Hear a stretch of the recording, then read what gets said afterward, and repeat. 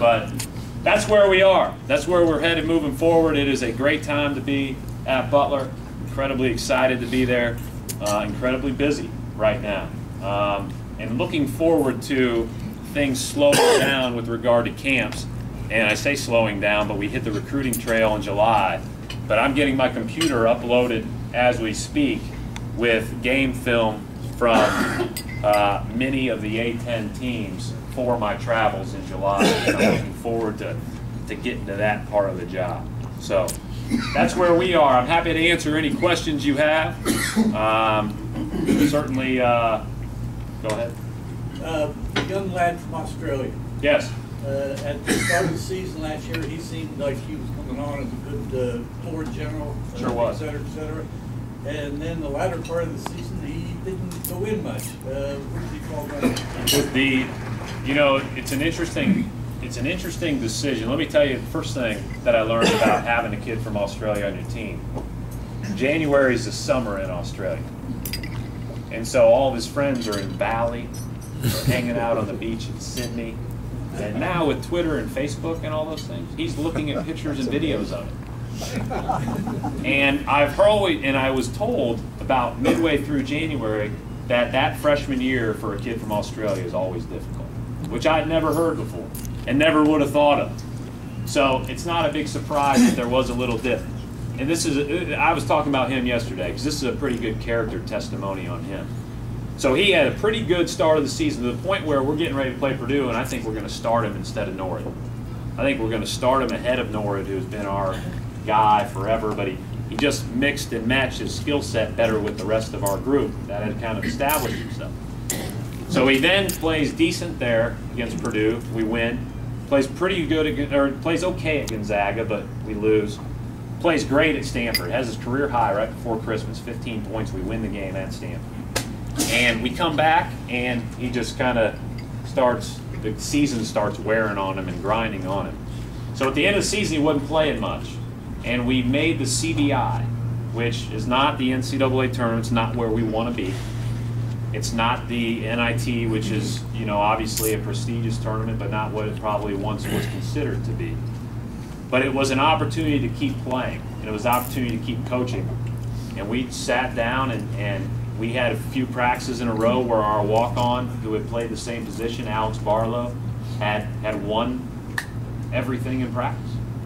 And we thought it was a great opportunity it was kind of lesson time. And unfortunately, sometimes you have to do it and it's hard.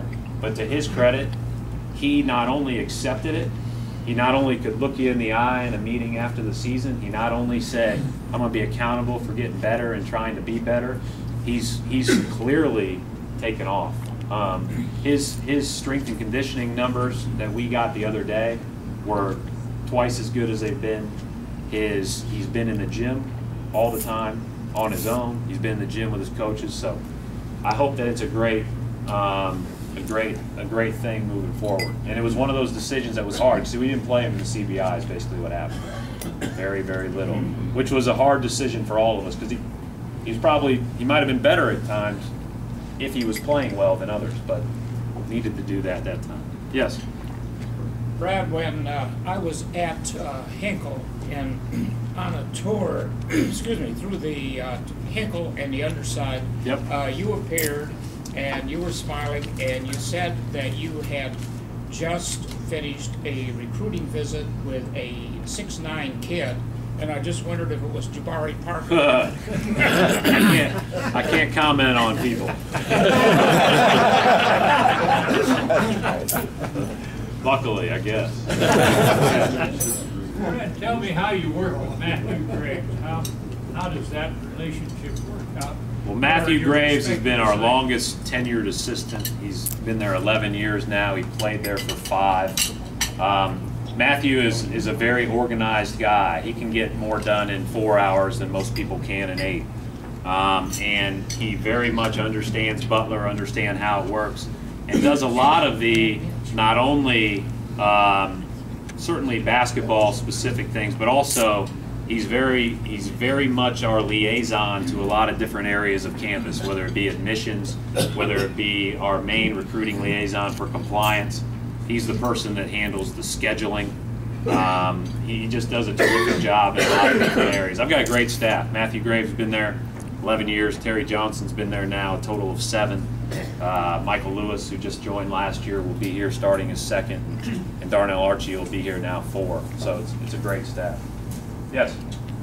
A lot of people in the A-10 are very excited about Butler and young coach Brad Stevens coming into the league. They're also excited about the other team that's coming in. What can you tell us about your fellow rookie?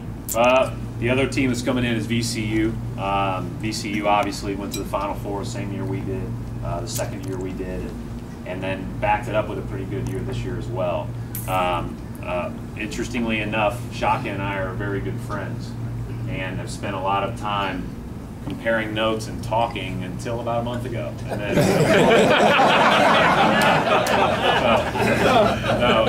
we were texting yesterday, and you can tell there was, it's kind of like looking at a guy who's got his 2 cards and holding them up and saying, we playing poker or are we not? No. He is a terrific coach. I think he's one of the best in the country at getting guys to believe in themselves and play with a aura as a team that they're invincible. And he's proven himself in that regard. He's always thinking about it. He's always thinking about how to get his teams better. I know that because we're been on the phone a lot over the last few years. And so he's a neat person, really a credit to the game in general, and it'll be fun to compete against him. And one of the things I'm looking forward to the A-10 is the different styles of play. In the Midwest, you get very hunkered down in the Big Ten, Horizon League, MAC style. And it's very much different as you get into different areas of the country. And so, VCU is going to fly up and down the court and press the whole game and try to create havoc. UMass, very similar. Richmond's going to run the Princeton offense and zone some, and you've got other teams that will zone a lot. Very much a different style of game. Great from a coaching perspective. Except our coaches have to scout 28 teams next year instead of 20 because we play all 15 other teams one time in St. Louis twice. So it's kind of interesting. Yeah, Ken. Yeah, Coach, when we were in Houston, I saw Shaka run that monster. I think it's called a monster drill, where he participated in the drill, diving the ball, catching the ball, and then taking the charge. And you thought he was doing that for TV. That's what he was doing. He might do it regularly. He's got a lot of energy. Don't put that on there. He's a flopper.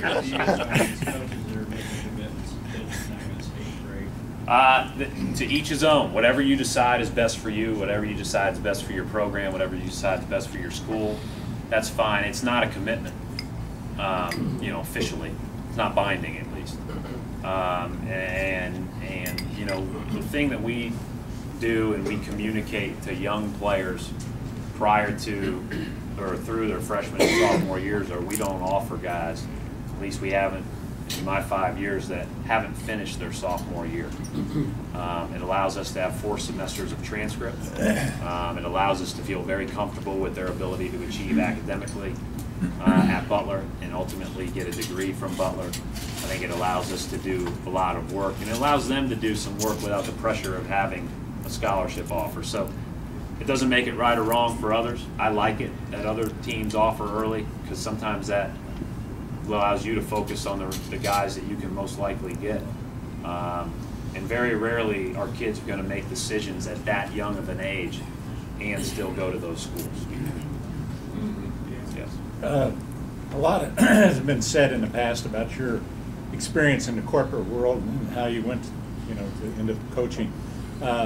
What was the tipping point to do that, and who did you look up to or sort of want to emulate in the coaching world? Well, the tipping point to do that was I wanted to wear this outfit every day. I don't know that I really had anybody that I was saying I wanted to be like that or I wanted to do that. I had met Thad Mata through working Butler's camps. I've been working these camps as a college kid since 1996. And so I had spent a lot of time at Butler. I had spent a lot of time with him. Once I decided to go the coaching route, he was the one that I kind of leaned on from the Division I perspective and getting his perspective.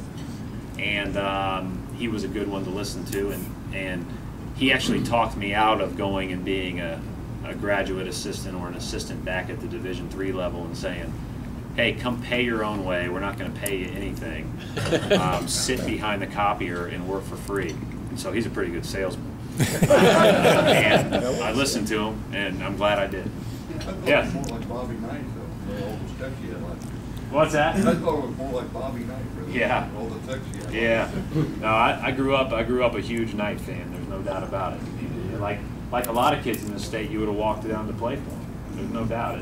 But at the same time, I would have loved to have had a chance to play at Butler. Would have loved to have had a chance to play for Katie at Purdue. I mean, that was a great time to grow up. 2 questions, take your choice.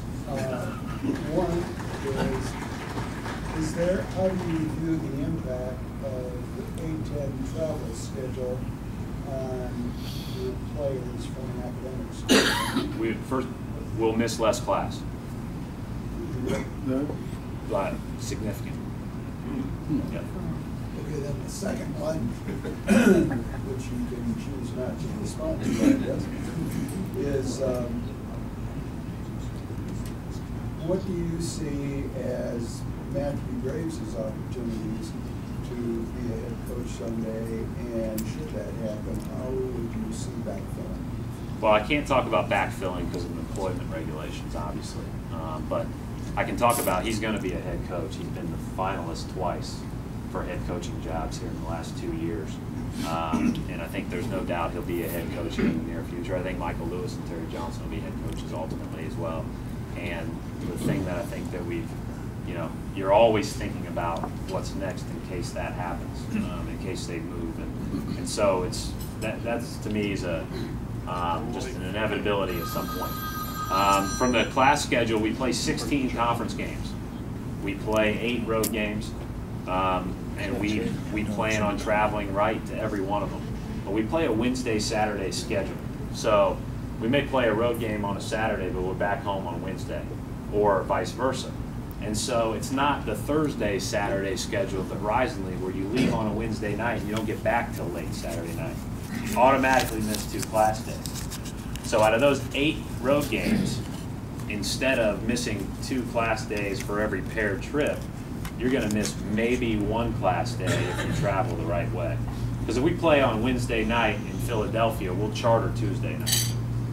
So we'll miss Wednesday and then we'll charter back home. They'll be tired, but it won't be any more tired than when we played Green Bay and we lost an hour coming back. You know, and a lot of our games were in the Central Time Zone. In the Horizon League, only 1 is in the A-10, which is an interesting dynamic, which I'm sure St. Louis may have issues with.